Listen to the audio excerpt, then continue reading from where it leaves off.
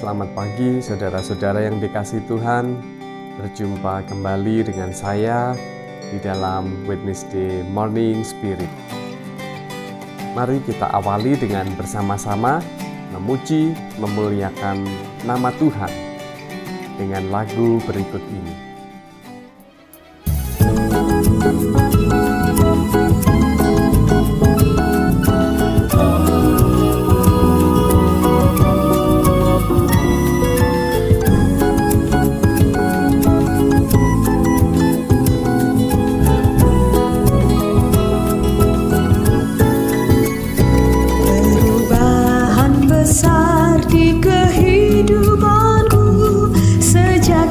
Yesus di hatiku, di jiwaku bersinar terang yang cemerlang sejak Yesus di hatiku, sejak Yesus di hatiku, sejak Yesus di hatiku, jiwaku bergemar bagai ombak besar.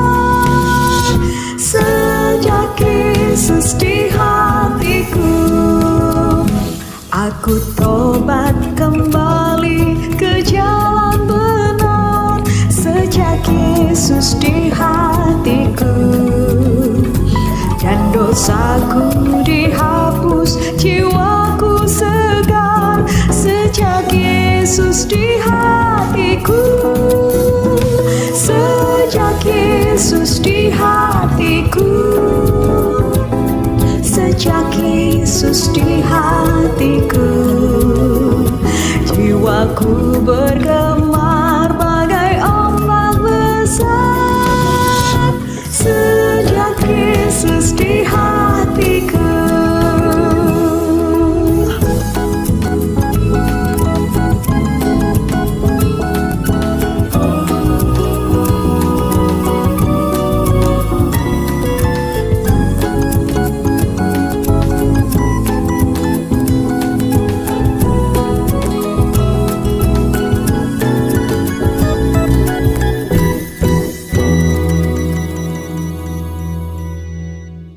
Sebelum kita akan mendengarkan firman Tuhan, mari kita sejenak untuk hening dan berdoa. Syukur kami naikkan kepadamu ya Tuhan, dan kembali terang kuat kuasa Roh Kudus menaungi kami. Sebentar lagi kami akan mendengarkan firman-Mu. Biarlah kami mampu memahami dengan baik sebagai penuntun hidup kami. Juga hamba-Mu berkatilah apa yang Ia sampaikan, biarlah hanya seturut dengan kehendak Tuhan. Di dalam nama Tuhan Yesus kami berdoa. Amin.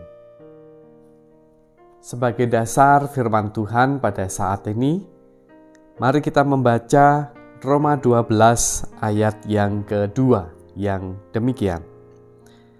Janganlah kamu menjadi serupa dengan dunia ini, tetapi berubahlah oleh pembaharuan budimu, sehingga kamu dapat membedakan manakah kehendak Allah, apa yang baik, yang berkenan kepada Allah, dan yang sempurna. Demikian firman Tuhan. Haleluya. Tema kita saat ini adalah berubah atau bubrah. Tahu artinya? Saya yakin kita semua tahu artinya. Kalau berubah itu mengalami perbedaan, perubahan, tentu saja menjadi lebih baik. Tapi kalau bubrah itu berarti rusak. Dalam kehidupan ini seringkali yang terjadi adalah inginnya perubahan, tetapi yang terjadi justru bubrah. Misalnya saja, rumah tangga ingin lebih baik, punya masalah, yang satu curhat ke orang tuanya, yang satu juga curhat ke orang tuanya atau sahabatnya, tapi masalahnya justru bukan selesai, tetapi makin rumit. Memiliki masalah, entah di pekerjaan, entah masalah hati, dicurhatkan kepada orang lain, bukannya menjadi lebih baik, tapi malah tersebar kemana-mana, makin bubrah. Nah, saudara-saudara yang dikasihi Tuhan, bagaimana supaya kehidupan kita itu berubah menjadi lebih baik? Firman Tuhan membicarakan tentang hal itu. Mari kita kembali sejenak untuk memperhatikan kata demi kata yang ada di dalam Roma 12 ayat yang kedua ini.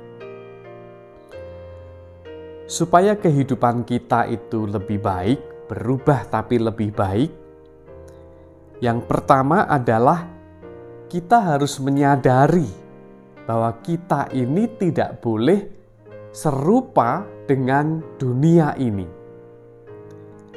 Janganlah kamu menjadi serupa dengan dunia ini.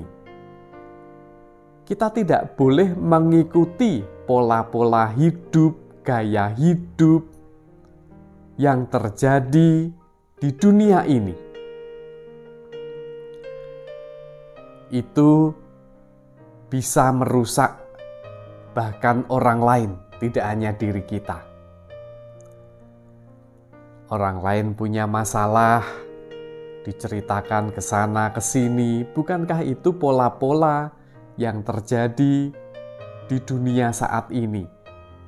Di-upload di media sosial, diberitakan melalui jejaring sosial, WA dan sebagainya.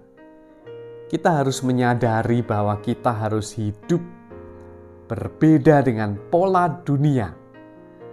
Norma yang kita pegang adalah norma Kristen, etika Kristen. Gaya hidup kita harus berbeda, harus membangun diri dan juga membangun sesama.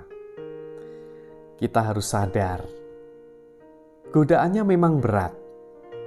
Ingin menyampaikan, dapat berita menarik ini, berita tentang seseorang, tetapi kita harus mampu menahannya. Yang kedua adalah menggunakan hikmat pengertian dari Tuhan. Tetapi berubahlah oleh pembaharuan budimu. Kita harus memiliki budi, bahkan pembaharuan budi. Ketika budi kita, akal budi kita masih yang lama, itu harus diganti dengan hikmat Kristus. Sehingga kamu dapat membedakan manakah kehendak Allah, apa yang baik, yang berkenan kepada Allah, dan yang sempurna. Kita bisa memilah-milah dengan baik, dengan tepat, dengan bijak. Dan yang ketiga ini juga sangat penting, mulai dari diri kita sendiri.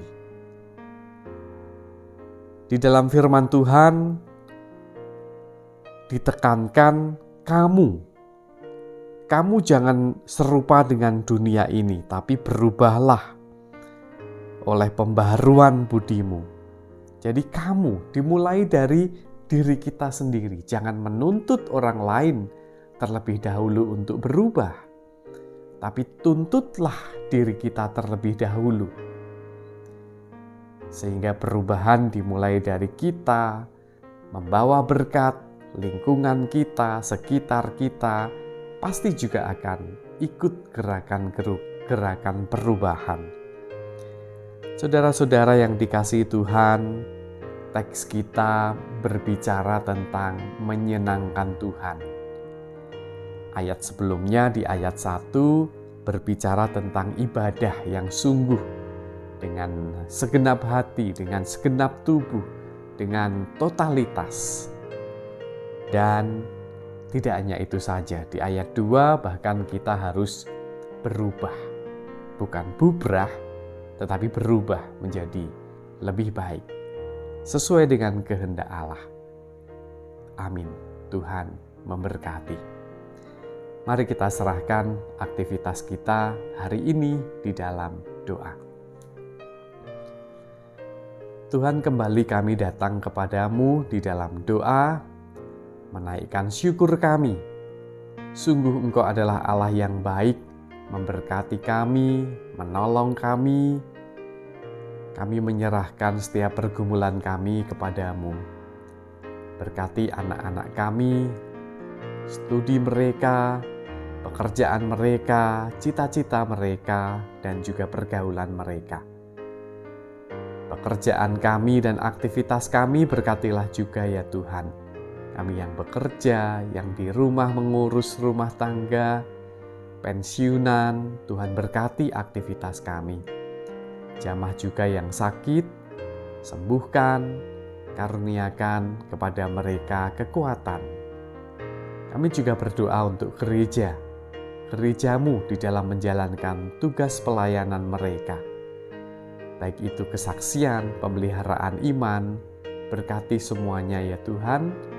Semangat bergereja kembali tumbuh muncul. Bangsa dan negara kami, pemimpin-pemimpin kami, karuniakan hikmat, kesehatan. Tugas yang berat ada di pundak mereka, tapi kami yakin Tuhan akan menolong mereka.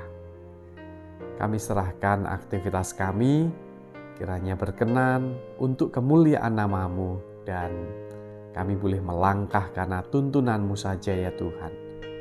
Di dalam nama Tuhan Yesus kami berdoa. Amin.